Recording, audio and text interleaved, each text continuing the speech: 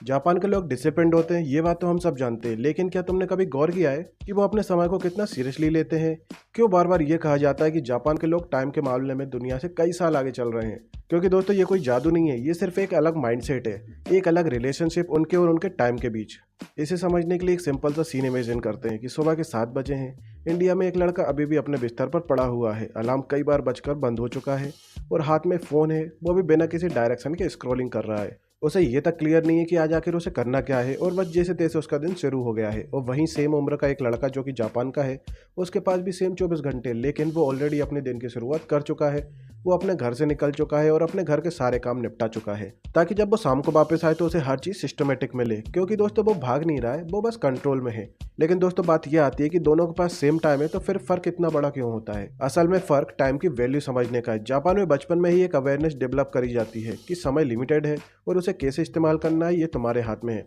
क्योंकि दोस्तों उनके पास कुछ ऐसे प्रिंसिपल्स होते हैं जो उनके पूरे दिन को गाइड करते हैं, और अगर तुम इन्हें समझ लो तो तुम्हारा भी पूरा सिस्टम बदल सकता है। सबसे पहली चीज़ जो वो समझते हैं कि उनका आखिर समय जा कहाँ रहा है। अक्सर हमें लगता है कि हमारा दिन अपने आप निकल गया है, हमें पता ही नहीं चलता कि टाइम कहाँ चले जाता है। लेकिन सच ये है कि समय कहीं गया नहीं होता, बहुत धीरे धीरे छोटी छोटी चीज़ों में खर्च हो जाता है। बस 2 मिनट के नाम पर फ़ोन उठाना और फिर आधा घंटे तक उसे चलाते रहना, थोड़ा रेस्ट के नाम पर लेटना और 1-2 घंटे निकाल देना। ये चीज़ें छोटी लगती हैं, इसलिए हम इन्हें सीरियसली नहीं लेते, लेकिन उनके नुकसान बहुत होते हैं। दिमाग जब बार बार काम बदलता है तो उसका फोकस टूटता है और उसे वापस फोकस में आने में टाइम लगता है। इसलिए जरूरी ये है कि तुम अपने दिन को ऑब्जर्व करो, ऑनेस्टली देखो कि तुम्हारा समय आखिर जा कहाँ रहा है। दूसरी चीज, प्रायोरिटी। जापान में एक सिंपल सा रूल है कि जो सबसे जरूरी है वो सबसे पहले आता है, और हमारे यहाँ क्या होता है कि सुबह उठते ही फोन, फिर डिस्ट्रैक्शन और फिर रैंडम चीजें, और जो सबसे इंपॉर्टेंट काम होता है वो दिन के अंत में बचा लेते हैं। लेकिन शाम तक एनर्जी खत्म हो चुकी होती है और फिर वही काम या तो टल जाता है या आधा अधूरा हो जाता है।